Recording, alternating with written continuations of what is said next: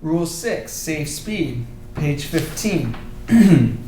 Every vessel shall at all times proceed at a safe speed so that she can take proper and effective action to avoid collision and be stopped within a distance appropriate to the prevailing circumstances and conditions. In determining a safe speed, the following factors shall be among those taken into account by all vessels: the state of visibility, the traffic density, including concentration of fishing vessels or any other vessels, the maneuverability of the vessel with special reference to stopping distance and turning ability in the prevailing conditions. At night, the presence of background lights, such as from shore lights or from backscatter of her own lights, the state of wind, sea, and current, and the proximity of navigational hazards, the draft in relation to the available depth of water.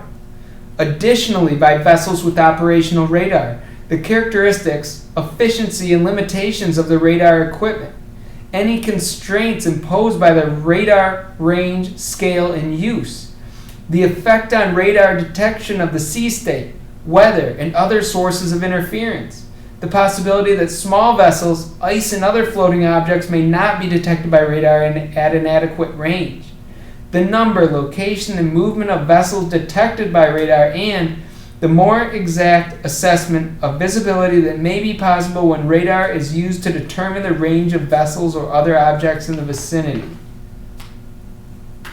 So they made special reference. I know we come across one slightly tricky question that comes back to here. It comes back to this paragraph, A3. Safe speed may be determined by the maneuverability of the vessel with special reference to stopping distance and turning ability in the prevailing conditions. Let's look a little bit at stopping distance and turning ability. Your vessel is on a course. From the time the order is given to stop the vessel dead in the water to the time the vessel actually stops in the water is called the head reach. What's the head reach of your vessel? This is one of the factors in determining safe speed.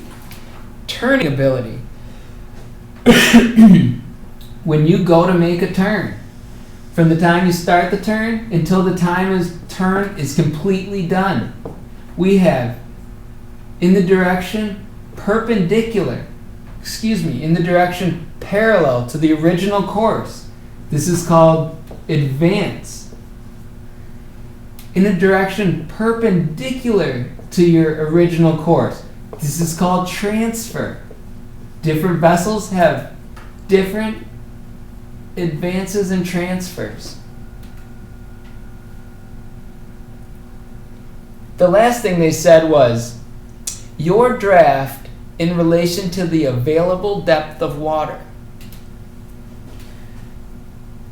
Here's the bottom. If you have a very large vessel, a lot of times I tell people this, and they think of, I go fast and I get up on the water and I'm on plane and I draw less. Mm-hmm. That's a semi-displacement hull.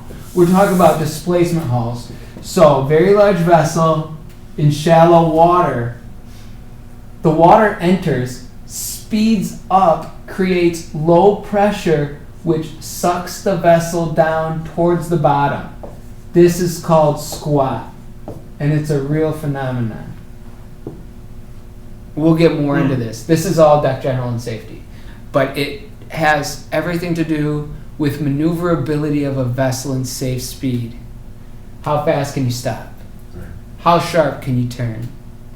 How fast can you go without creating a vacuum under your vessel which sucks your propeller down towards a rock? Oh, I see what the consideration is, yeah. Okay. Bernoulli principle. Right. Same as an airplane wing. Right. You speed up a fluid, Yep.